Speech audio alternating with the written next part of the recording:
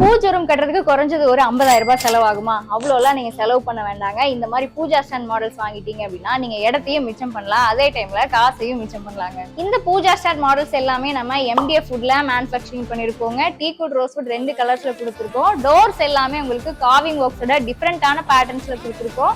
இந்த மாதிரி மயிலருக்கு டிசைன்ஸ் இருக்கு, ஓம் போட்ட மாடல்ஸ் இருக்கு, விநாயகர் மாடல்ஸ் இருக்கு, ஃபிளவர் டிசைன்ஸ் இருக்கு. இந்த மாதிரி நிறைய வெரைட்டிஸ்ல பண்ணிருக்கோம். எல்லாமே உங்களுக்கு 5க்கு 3 சைஸ்ல பண்ணிருக்கோங்க.